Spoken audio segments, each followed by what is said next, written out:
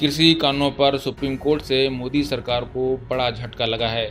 Supreme court ने नए कृषि कानूनों के अमल पर अस्थायी रोक लगा दी है। साथ ही कोर्ट ने 4 सदस्यों की एक कमेटी का भी गठन इस मुद्दे पर मंथन के लिए किया है। इस कमेटी में कुल 4 लोग शामिल हैं।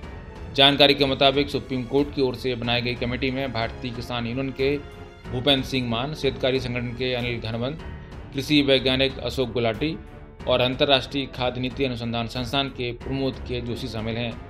एक कमेटी अपनी रिपोर्ट सीधे सुप्रीम कोर्ट को ही सौंपेगी। जब तक कमेटी की रिपोर्ट नहीं आती तब तक कृषि कानूनों के अमल पर रोक जारी रहेगी। भारतीय किसान यूनियन के प्रवक्ता राकेश टिकैत ने कहा कि हम सुप्रीम कोर्ट के आदेश के बाद एक कोर कमेटी की बैठक करेंगे। इसके बाद हम अपनी कानूनी टीम के साथ इस पर चर्चा करेंगे और तय करेंगे कि आगे क्या करना है।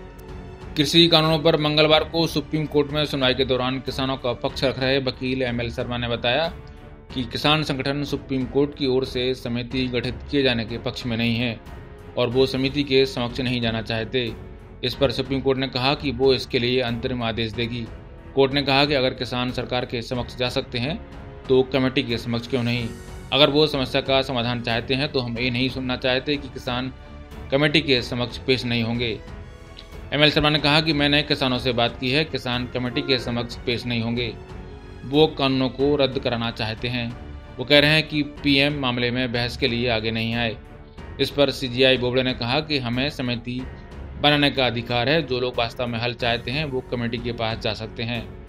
उन्होंने कहा कि समिति हम अपने लिए बना रहे हैं, कमेटी हमें रिपोर्ट देगी। कमेटी के समक्ष कोई भी जा सकता है, किसान या वो वकील के माध्यम से भी जा सकते हैं। सीजीआई ने कहा कि चूंकि पीएम इस मामले में पक्षकार नहीं है, ऐसे में कोर्ट इस पर कुछ नहीं कर सकता। कोर्ट ने कहा कि हम इस मामले को सबसे अच्छी तरीके से हल करने की कोशिश कर रहे हैं। हम अपनी शक्तियों में से एक का इस्तेमाल कर रहे हैं। हमें कानूनों को निलंबित करना होगा। हम समस्या का समाधान चाहते हैं।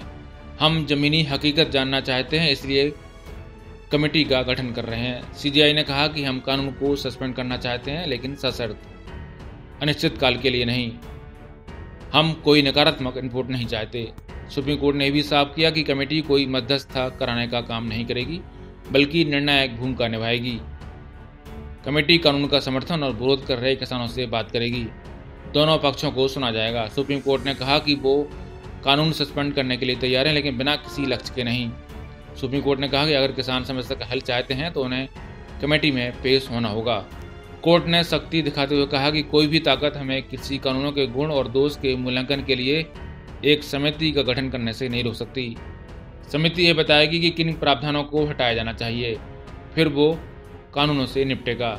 सीजीआई ने कहा कि हम चाहते हैं कि कोई जानकार व्यक्ति यानी कमेटी किसानों से मिले और पॉइंट बाई पॉइंट के हिसाब से बहस करे। इसमें दिक्कत कहाँ है। आपको बता दें कि इसके अलावा 26 जनवरी को ट्रैक्टर रैली पर रोक लगाए जाने वाली केंद्र की अपील पर कोर्ट ने किसान संगठनों को नोटिस जारी किया है। यह नोटिस 26 जनवरी पर किसान संगठनों की तरफ से प्रस्तावित ट्रैक्टर रैली को लेकर जारी किया गया है। दरअसल दिल्ली पुलिस ने सुप्रीम कोर्ट में याचिका दाखिल कर गणतंत्र दिवस पर प्रस्तावित किसानों की ट्रैक्टर रैली पर रोक लगाने की मांग की थी, जिस पर सुप्रीम कोर्ट ने किसान संगठनों को नोटिस भेजा है। साथ ही सुप्रीम कोर्ट ने कहा है कि वह इस मुद्दे पर अगले सोमवार को फिर से सुनवाई करेगा। ब्यूरो रिपोर्ट, पत्रिका टीवी।